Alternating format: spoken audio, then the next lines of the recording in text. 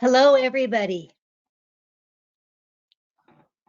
Welcome to the launch party of the Intention Tremor Virtual Book Tour 2001, featuring author Tamara Kaye Sellman.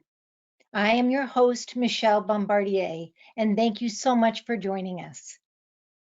Before I introduce Tamara, just a few housekeeping details, just to remind folks that this launch party is being recorded.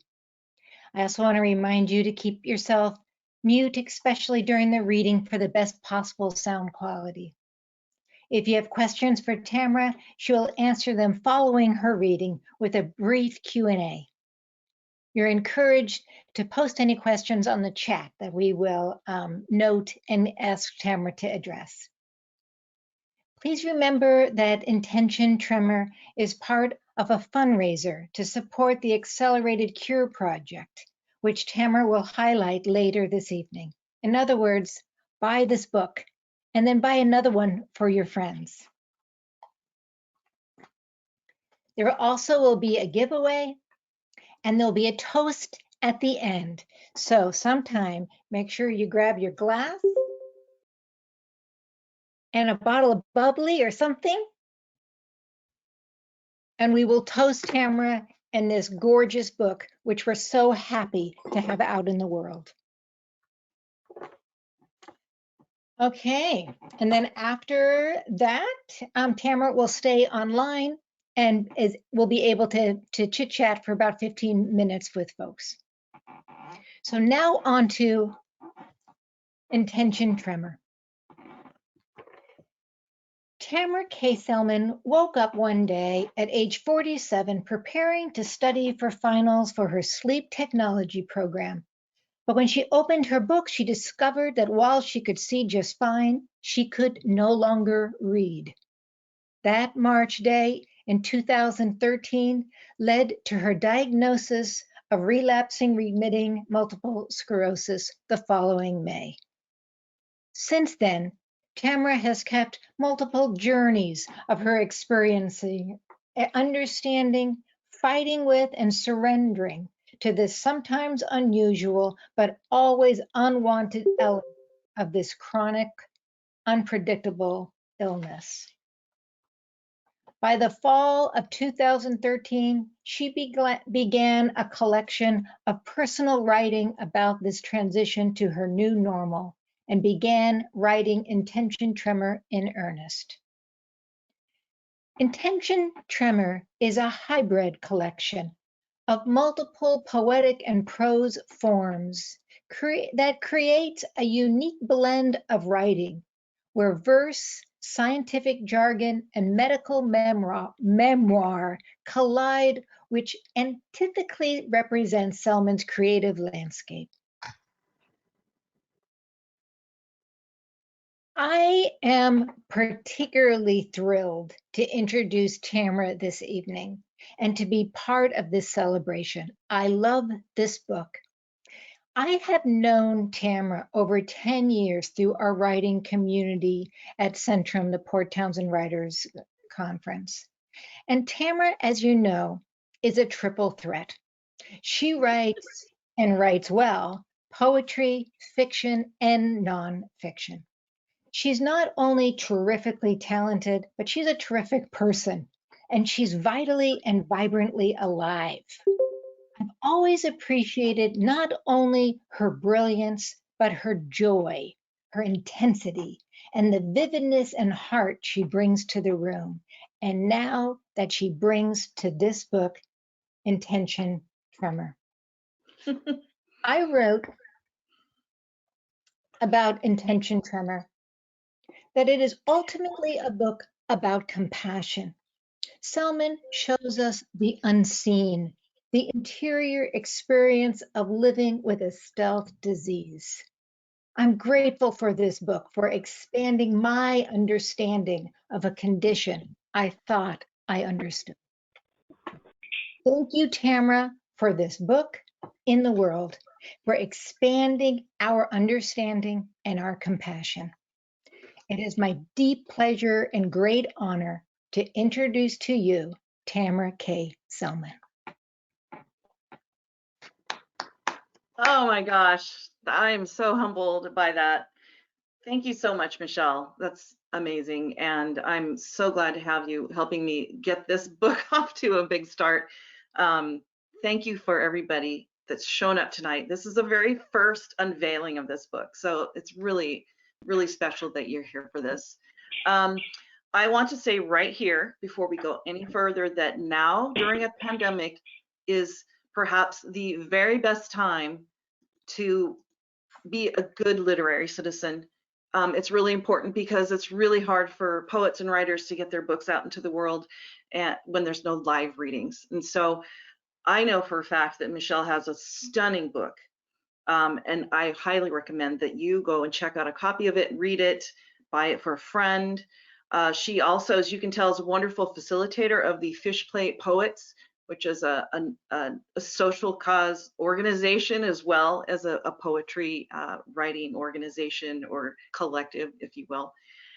So I encourage you to go and check out her work. There are links to her book in the invitation, and there will also be some that I will send out in a follow-up so you guys can check it out. So thank you for coming. I have like a little kind of list of things to do over here because I'm a little tired, as you might imagine. This has been very nerve-wracking putting this together, exciting at the same time though, so I'm glad to be here.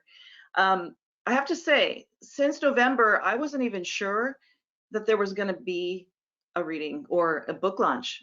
We live in divisive times, and between the COVID-19 pandemic and uh, just election and politics, I just didn't know if this was even relevant, right? And so I actually meant to start promoting this at the beginning of the month, like right after the election was certified. And what happened right after the election was certified? The Capitol building was stormed. And so, like many of you, I was, holding my breath literally until the moment that Joe Biden was inaugurated as president and Kamala Harris as our vice president. And then an hour later, I jumped on my computer and the floodgates just cracked open and I started working on promoting this. So this was really done in slapdash, really in a big fury. So it's amazing that you're here, and I'm so glad that you're here. It really warms my heart. As a matter of fact, when I was off camera, I was going like this the whole time, like, oh, hi. I was so happy to see all of you. So thank you. And it's such a relief to actually be here and to share this book that I worked really hard on. So there are two parties tonight, as you might know. This is the intention party with Michelle, and the folks in this group are in the Eastern and Central time zones. I wanted to call it intention because, of course, it's the first word in the title of my book, but also because I want to set an intention tonight. And here you are to help me do that. And that is to get this book out in the world in spite of the pandemic to the people that really need to read it. And also to help raise some funds for MS research and to support people with MS. So we'll talk about that in a little bit. So, yes, you're all muted right now because it just makes it easier actually for me, because if I get that sort of sensory overload thing. So I will unmute it so we can all chat later. So don't worry about it. But for now, we're going to keep it muted. But again, if you do have any questions, you just go up to that little speech bubble up in your little section and you stick those questions right in there, and I'll answer them during the Q&A section of the event tonight. And you can be very personal. You can ask about multiple sclerosis. You can ask about symptoms. You can ask about anything. I'm here to answer your questions. So, okay, so onward to the reading. This, my dog-eared copy. This first poem was written in the summer following my diagnosis. I was on a camping trip at Squim Bay, a really beautiful part of the Olympic Peninsula. And it was it was in August, so it was during the Perseid meteor showers. And that's when I first started to kind of merge the idea of stars and universes and constellations with what's going on inside our brains. The stars being the astrocytes, which are star-shaped cells in our brains. So in this poem, just so you know, the term corpus callosum refers to a mesh of nerve fibers that sort of wraps around both hemispheres in the brain, and it's a really key part of the processing aspect of our brain function. So I mentioned that in this poem. So you know what that is. Okay. So let me read you the first one. It's called Fallen Stars. There were stars in my mind's sky. And then one night, there weren't. Black holes marked negative silhouettes where astrocytes used to burn. Even the late August sun lost its radiance behind filaments of cirrus streaking high in daylight. We worried. Pollution, vitamin D, rumors of the planet off her poles, if and how we would survive the fall. When the brain's lights wink out, when phosphenes curtain vision like the aurora borealis, you question the pleasure of staying up to watch the Perseids. Remember that night? We stretched our bodies across the bay dock's worn grain, fingers dangling in bioluminescent tide to conjure man-made meteor tails. Remember the harmlessness of shooting stars before diagnosis, how we saw them first reflected in the bay? When we looked up, we found the stars first lost to us by smog returned. My interior galaxy is no more a marvel. Dark stars cluster there now, missing their points, pressed flat against a matte black backdrop inside my skull. Bathed in a tainted bay of spinal fluid. I can't connect the junctions of my brain's star patterns like bookmakers do, galactic constellations etched white onto blue in books. Cygnus, the dragon, shield, northern crown. I could hardly find mine, much less name them. Astrocytes that no longer rage white hot, but blink randomly, genetically fueled by corroded, irreplaceable batteries. What I wouldn't give for a personal Milky Way to brighten my MRI, to its soft glow illuminating the interstitial spaces of the corpus callosum, soft luminous contrails to light my way. Instead, mine is a black hole sky, salted in white dots, negative action potentials, pretending the bravery of 5-point stars. Okay. So early in 2013, as Michele described earlier, I did wake up and I could see just fine. It was fine. It was fine. I drove and everything. But then I looked at this page in my textbook, which was like this thick, this textbook, and I couldn't read. And I mean, I could see the letters there. There wasn't like a migraine where there were spots. I just couldn't read. It was like just totally gone. So this was frightening after years of working as a writer and an editor in the field of publishing. In that moment, of course, I was studying for finals and I called the doctor right away. He saw me. We got that ball rolling. 6 weeks later, my neurologist in Seattle confirmed that I had MS. So during that time in limbo, I did what a lot of us do, okay? You know, you go online and you start looking around. I tried to piece together other signs of MS that I might have overlooked. I couldn't put this together until I did. And I discovered some unusual symptoms that are really unique to MS that actually happened to me as far back as 1975, when I was 9. So doing this can make you feel like you're solving a puzzle, but it can also make you feel a bit like a hypochondriac. And as my MS friends will attest, they're often accused of imagining their symptoms, which is absolutely a shame because there are so many. So this poem that I'm going to read next is in the form of a blitz, which is a rapid fire kind of poetry form, which was really fun. I want to write more of these.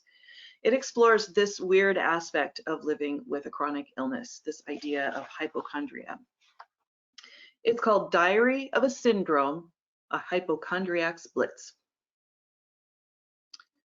Hiding the truth, hiding a diary in permanent ink, diary of symptoms, symptoms of the brain, symptoms of the body, body of knowledge, body of evidence, evidence of foul play, evidence-based, based on opinion, based on facts. Facts don't lie.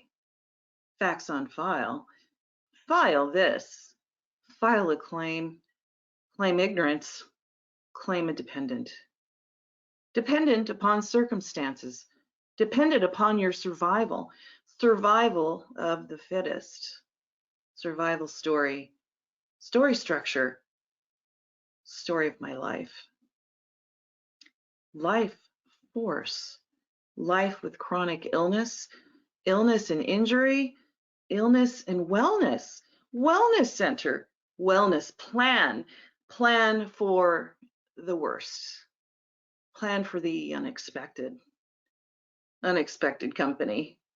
Unexpected pain. Pain in the ass. Pain management. Management of symptoms. Management experience. Experience setbacks. Experience a lifetime. Lifetime warranty. Lifetime commitment. Commitment heavy, commitment fatigue. Fatigue at work. Fatigue syndrome. Syndrome actor. Syndrome or disorder. Disorder? Actor? Right. So, believe it or not, you do adapt to living in this body that's sort of unreliable, with this brain that's sort of on the fritz sometimes or many times. I intentionally try not to let the specter of disability kind of ruin my future, plans or steal my thunder. We do what we can, right? And there are plenty of those bad days, but there are also some good ones. And so you cling to those and you say, okay, I got another good one under my belt, and let's move forward. And that's the way I open my day every day, is just, let's see what we can do. A sense of humor, of course, really helps me through it all, as does having really meaningful work that I have been able to do from the luxury of my home for quite a few years now. So I can take my mind off of it. It's really important, because you could stew and just wonder about your future if you didn't have something to really give you purpose in life. So I absolutely love what I do. And some of the people that I work with are here. So I'm so excited to see you guys here. Okay, so this next poem describes a sensation I still experience off and on. With MS, when you have symptoms, they don't actually really ever go away. We just hope they don't get worse. And this is one of those weird symptoms that I have a lot of the weirder symptoms. It's strange, but my friend Terry just today posted about this on Facebook, and I think Lisa was part of that conversation. It's talking about this experience of being unable to maintain an upright posture when you stand still with your eyes closed, okay? And some people will fall forward or backward. I think it was Lisa that was talking about falling when you're tested for the symptom as part of your neurological exam. It's known as Romberg's sign. And I don't experience it by falling forward or backward. I experience it by falling. I don't know if you can see this, sideways. I'll just read the poem. Sideways. Yesterday, I woke up sideways. Descending the stairs, I used the railings without white knuckles. I don't fear new adventures anymore.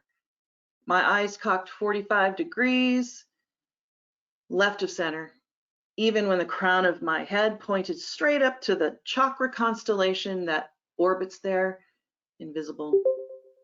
Do my eyes look funny? I asked him. He shook his head. Is my mouth drooping?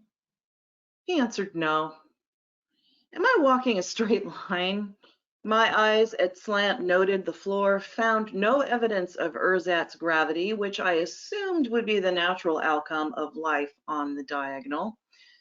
You look fine to me, he said. So I sat at my desk and got to work on deadlines. You just keep on going, however you can do that. I too, like millions of other poets, have a poem about living in quarantine. except mine was written 5 years ago. I beat you to it, you guys. People with autoimmune disorders often they hide during flu season. I know I do. Usually, well, you'll find out, but it's because when I go out in public, I'm risking a flare-up, because if I get an infection, that's going to put me at risk. And this is true for all folks with MS or any kind of autoimmune condition, really. People don't die from MS typically, they die from the complications of MS. A case of the flu could literally lead to further irreversible brain damage, which is at the heart of what MS is. So yeah, I don't mind self-isolating during the flu season. So this whole year has been maybe less traumatic for me, just because I'm used to kind of hiding out and not really seeing people for a while. Anyway, I hate hospitals and I don't want to go to them. Only time I ever go is to get my MRIs at this point.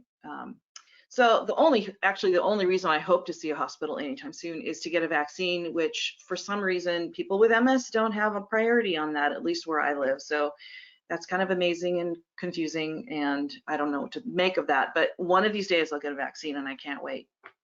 Okay, so this next poem, I have a reference in it to something called a DMT, and that is a disease modifying therapy. And that's the medications that we take to potentially slow the progression of our illness or to reduce any chances of further and more severe disability. So it's all kind of just, based on hoping this thing will work for me and I won't get worse. And remember, I wrote this 5 years ago. There's going to be a lot of familiar things in this poem that we're talking about in our day-to-day conversations with our neighbors and our friends and our family that I actually had already talked about in this poem. So it's kind of spooky. It's called Quarantine, not a fancy title, but it's what it is. Quarantine begins between Halloween and Veterans Day after my flu inoculation. Safeway grocery shopping happens only after 8 p.m. or not at all. Bottle of hand sanitizer in my pocket for times when the store supply disappears. Sound familiar? Wearing a face mask doesn't really protect me from the hacking up of lungs and other fine particles that people seem happy to share with neighbors. I reserve these for plane trips made necessary by work interests, hoping to send a message of awareness. I have been lucky so far. Head colds that last 14 days, sure. The feels like norovirus GI tract disruptions, more likely related to meds, sure, but no real influenza. Immunocompromised, I belong to that exclusive club filled with babies and old people, defending against that much larger club who fears the modern miracles of vaccines, eschewing science, praising herd immunity. I'm no germaphobe. This is no hypochondriac's fable. I've been told don't risk it by more than one physician. My DMTs render blood test results that mirror the compromise of AIDS. So I choose quarantine to survive 6 months of other people's freedom of choice. Ugh. So they're out there and they're deadly. People with MS die from smaller things, after all, like hospitalization for UTIs, the healthy cavalierly fend off with glasses of cranberry juice. The days dawn dark until March, prompting morning rituals with happy light and coffee cup in hand. I can't take vacations from Facebook lest I lose touch with people who care. Ponder instead the simple gift of having a husband who looks forward to daily grocery trips. And he does, he still does. He walks down there still. So funny, 5-year-old poem. Couldn't be more relevant, right? And Catherine, I see you nodding. Yes. Hi. So social media, as we've all learned, is really not a safe space anymore. But frankly, it really has never really been that safe. I have to say that some of you might be surprised to learn that there are trolls who enter chronic illness forums specifically to target people who are sick. I've experienced my fair share of them since about 2013 when I was diagnosed. So it's really not a new thing. Those people have always been around, always be around. It's terrible. The world truly can be this cruel place where conspiracy theories poison even those spaces online where people go to find support. So it's just what it is. And again, what you do is you decide not to let it bother you and instead write a poem about it. And so I wrote this poem. It's called The Expert, and it touches on that strange interface with the internet when you're talking about illness. And it's a prose poem, so it's like paragraphs. It's not written in verse. The expert sits online, overstimulated by blue spectrum light, scouring for evidence, though all he understands is purely anecdotal. The first person accounts the stories from a friend of his sister's boyfriend's boss. He misinterprets clinical studies, decides 2 and 2 equal 5, wonders why science is taking so long to discover a capital C cure. He is not a biologist, but he might be a theologist.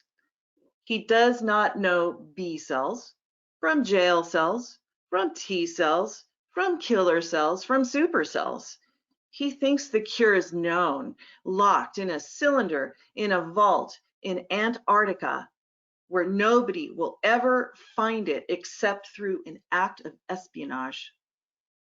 He thinks sick people are the cash cows of the corporation, that vaccines are for fools, that medicine is poison, big pharma the enemy, but vitamins are miracles, even when they cost you your electric bill.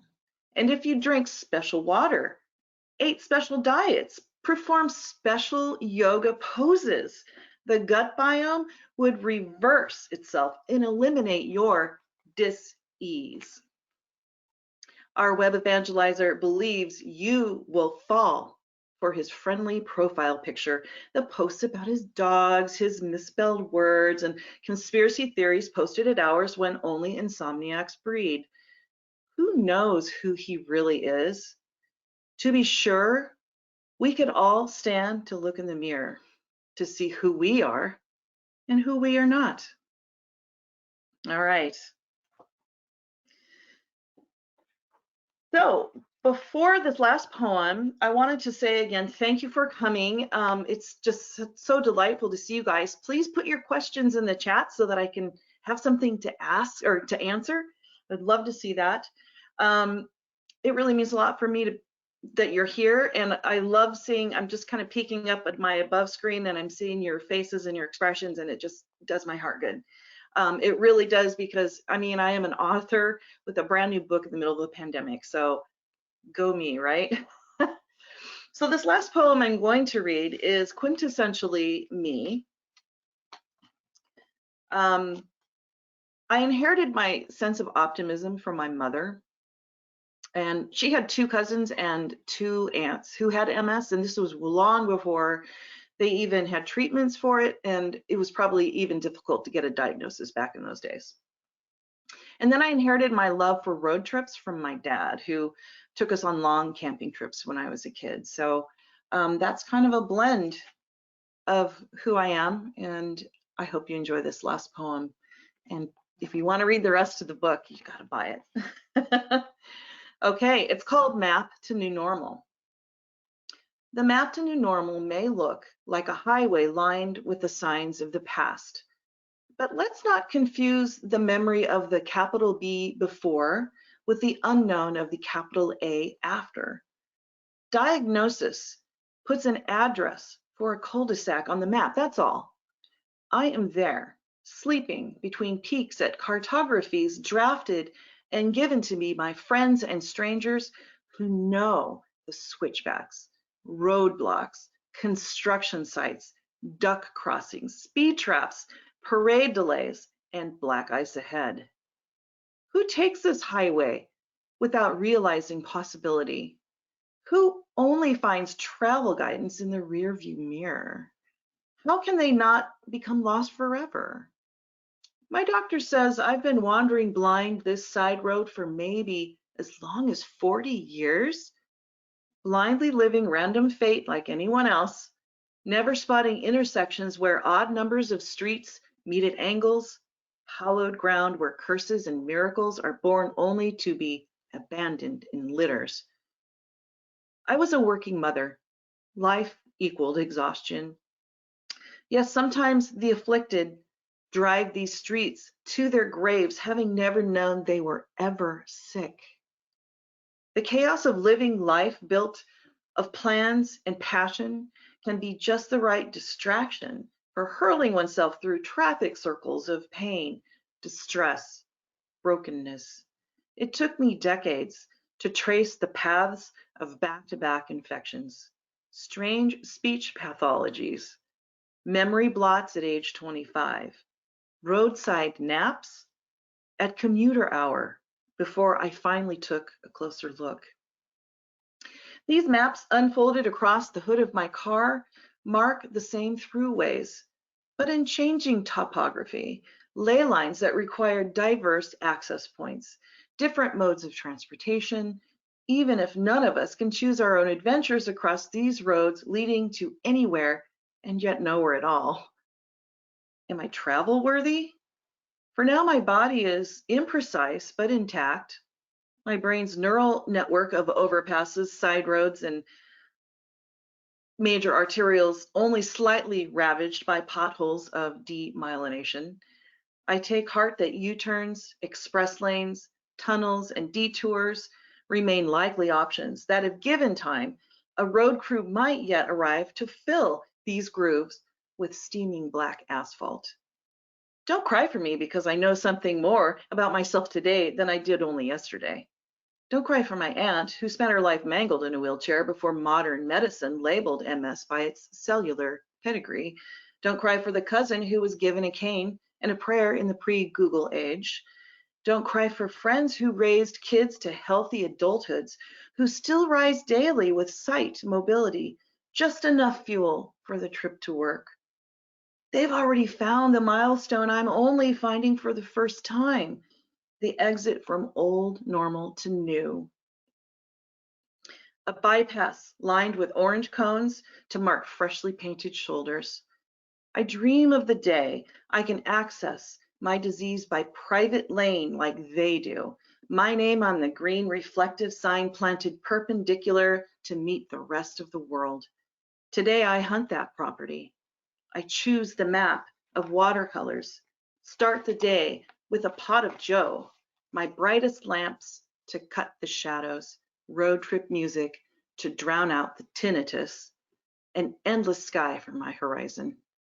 Rest stops, scenic routes, festivals, roadhouses pop up where only my people dance. Thank you so much.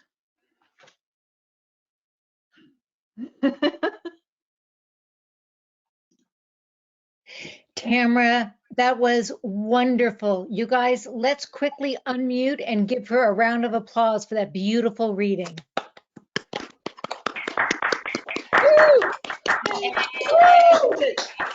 Way to go. Way to go, Tamara. I think I got everyone unmuted. It didn't look like it. Okay. Unmute everybody. Okay. So now we have some time for some questions for Tamara. Yes.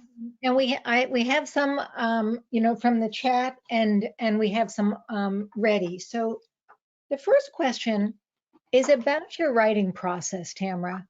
Okay. Tell us about, if you write every day, how has that changed for you, and any tips you might have? That's a good question. I abandoned the idea that you have to write every day to be a real writer a long time ago, because I was a real writer before I even had kids. Okay. So, I think the rule that whoever made that rule was probably someone who didn't have to raise children. So I tend to write cyclically. So I might have not a lot of energy and then turn around and then have a lot of energy to write. So what I ended up doing over the course of the last 25 years really is creating writing retreat spaces for myself, like silent retreats where I would literally go somewhere and just write for like a week.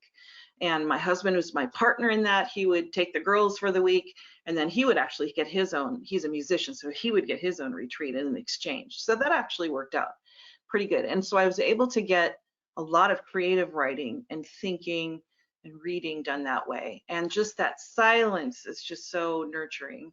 I do write for a living, so part of it was about getting outside of the headspace of writing for pay and for, which I love. I love what I do, and being able to just break all the molds and do this other kind of writing. So hopefully that answers the question. Oh, I guess with having MS, I don't know that it changed. The reading thing came back, and it very seldomly returns, and it's very brief, and it's usually at the end of a really long day. So if I'm really tired, I don't push myself to write extra or anything, but I just write when the energy is there, and I'm still writing. So you just have to listen to the body.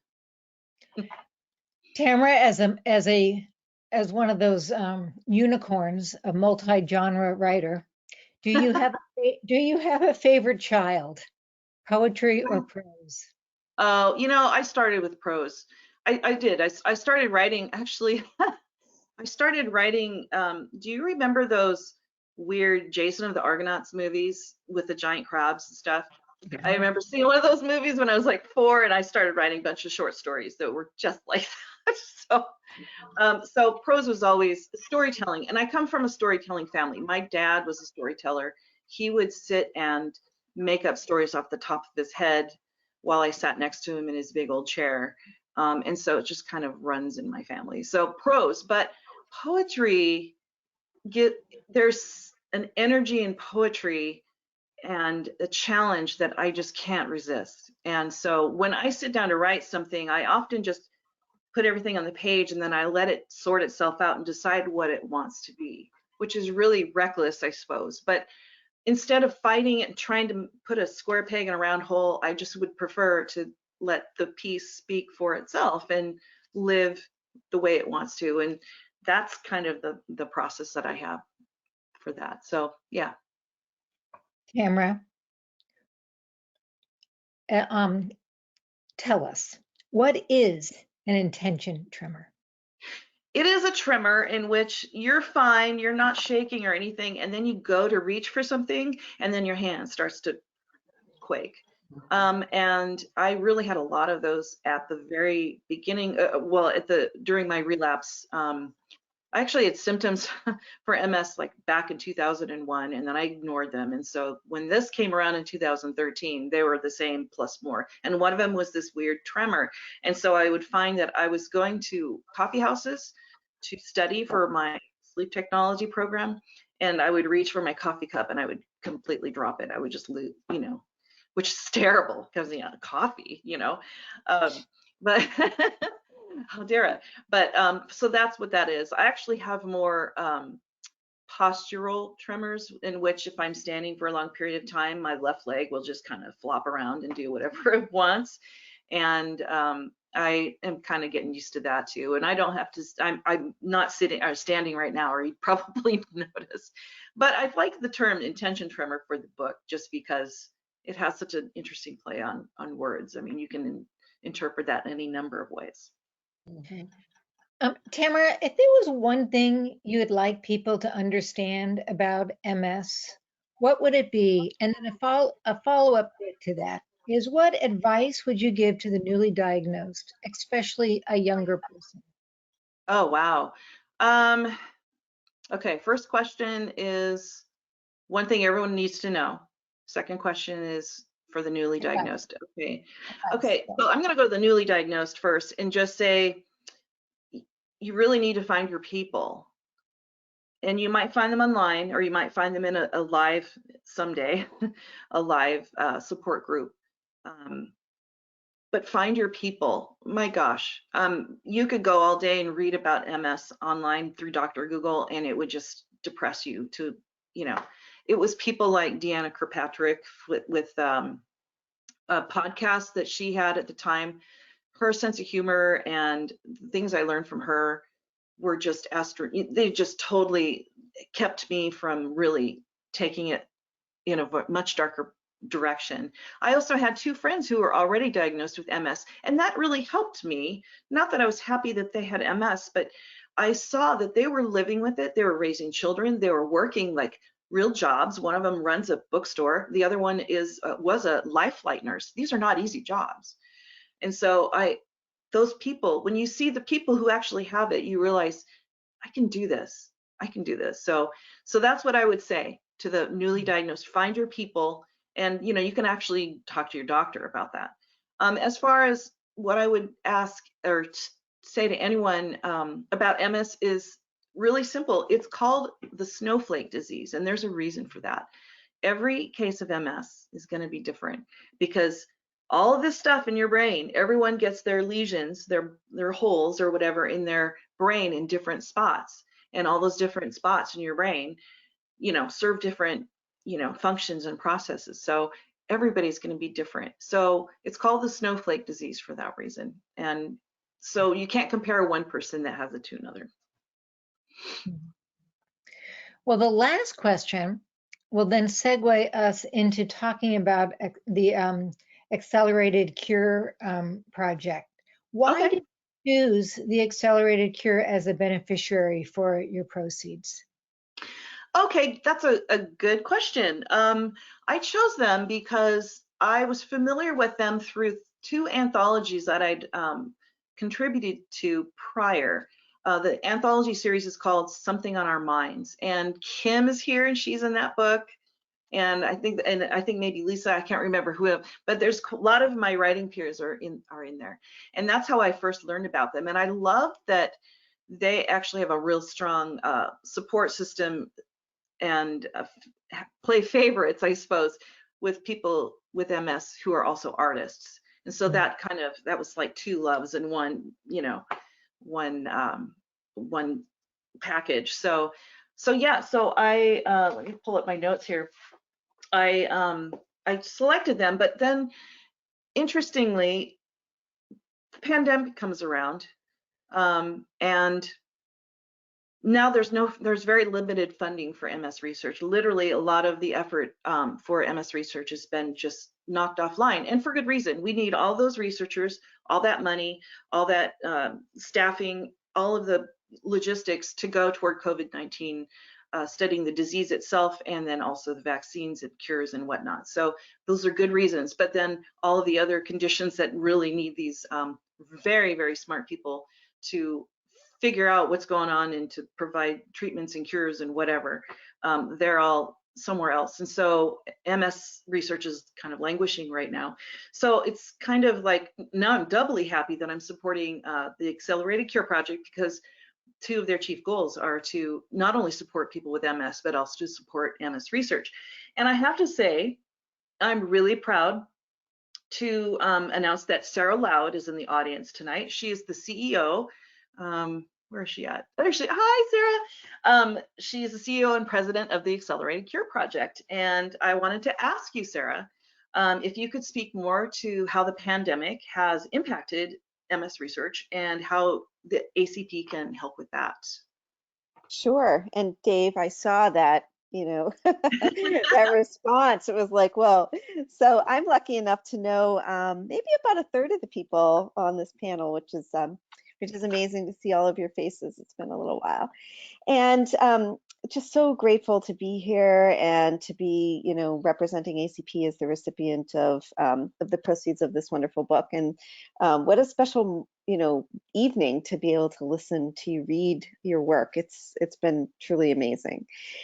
So as you said, really research has shifted its focus appropriately enough over to COVID-19.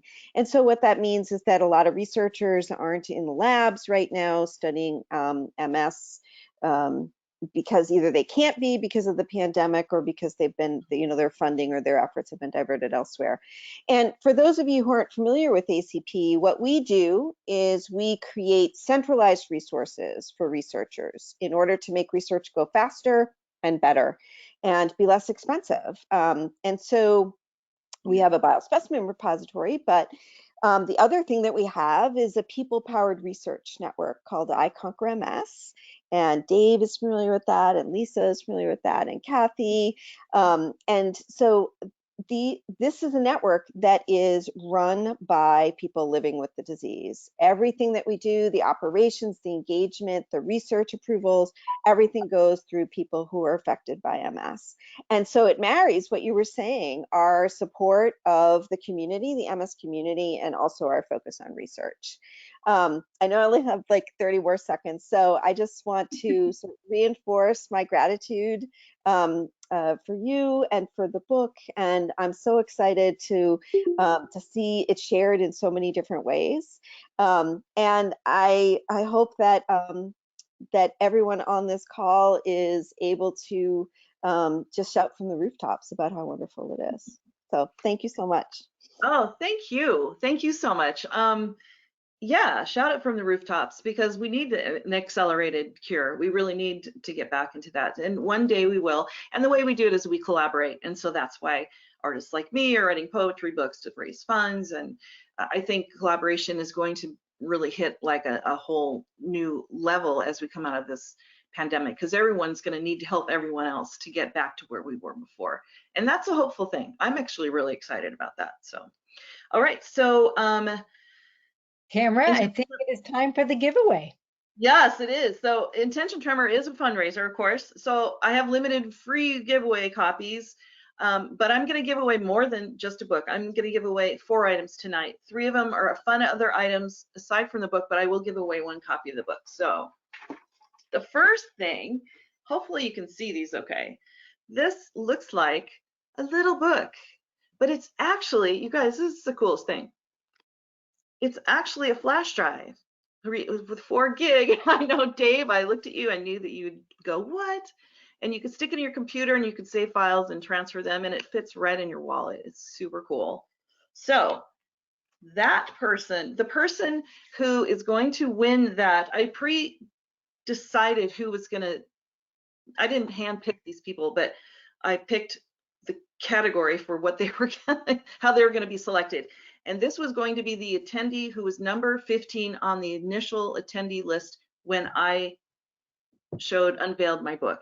And that person, oh, and I picked the 15th because May 15th, oh goodness, May 15th is the day that I was diagnosed. So number 15 ends up going to, where are you?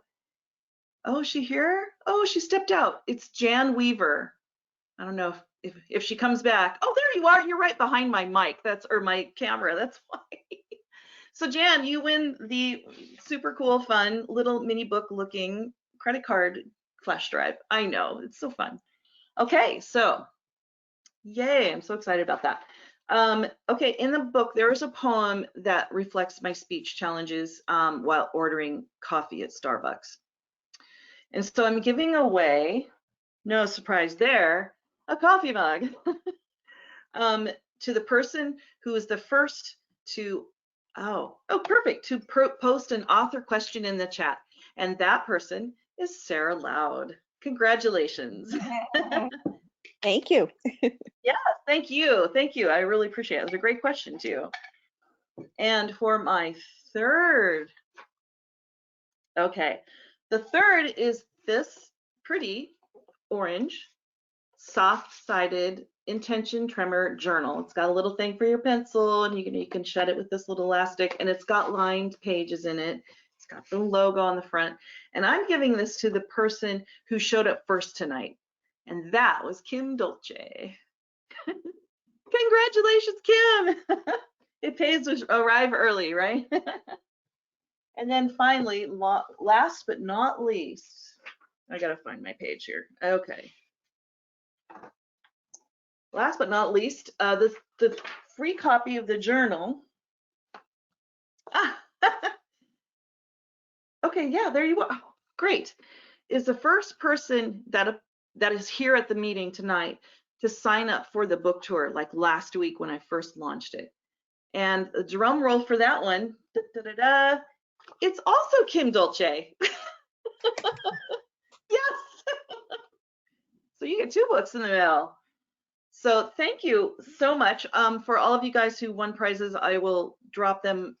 I'll drop you an email and we'll figure out how to get them to you and all that good stuff. So right now I want to say thank you, and I have sort of this script of gratitude I want to make sure and put in here. It's really hard to sell a book at this time, but at the same time, this virtual meeting space actually allows me to connect with people I probably would not have been able to see in a live tour, because I probably would not have gone to the East Coast or the Central Time Zone to sell a book. So it's so nice that I can actually see you all here, and I'm really, again, grateful that you're here. I especially want to thank the publisher Moonpath Press. That's Lana Ayers, for those of you who know poetry presses. She's lovely. I sent this manuscript out to dozens and dozens of places, a couple dozen, and it ended up in her loving hands, and she's taken very good care of me, and I cannot be more grateful. And again, I'd like to say thank you to Sara Loud for being a force for good in the world of MS research, awareness, and support. And then last but certainly not least, I would love to thank my wonderful doyen host, Michele Bombardier, who has a beautiful book herself. Thank you for helping make this launch party, this very first launch party special, work smoothly, and hopefully it was a memorable event. And then before we toast, I just want to say there's a few events coming up. March 1st, I'm hosting a private sort of online shindig, which opens National MS Awareness Month, which is March of every year, as part of my book tour. And then on the 5th, if you're a writer and you like to do, you like the AWP and you go to the AWP conference, they're having a virtual conference this year. And on March 5th from like 12:30 to 2, I have a dedicated authors table where I can actually talk to you about my book, and you could come by and I could, we could work out a signed copy situation, and it's going to be in their bookshop as well. And then later in March, Kathy Reagan Young and I are going to be doing a podcast talking about the book and all things related to MS. Kathy Reagan Young is, of course, the wonderful host of the very popular podcast FUMS. And yeah, that's exactly what that means, just so you know. And then this summer, I do already have booked a feature with the Cultivating Voices live poetry series. But even in between them, there are still events being put together right now. My book page has a virtual calendar that I have been updating on a regular basis. And then with any luck, I'll be able to actually list live in-person events as the vaccine comes around, then we can all be safe again, and that would be so lovely just to see other people and read it before a live audience. So I will send you guys notices and invitations when they pop up. So that's it from here. All right, are we ready? Yeah. Get your drinks. I'm having so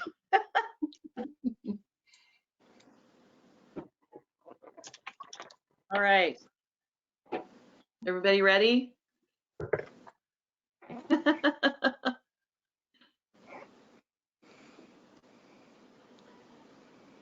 Oh man, I am very happy to raise my glass to you, Tamara.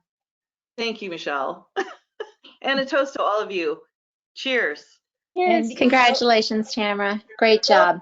welcome Intention Tremor to the world. You're here. I'll drink to that. Yeah. Congrats. All right. So we're done.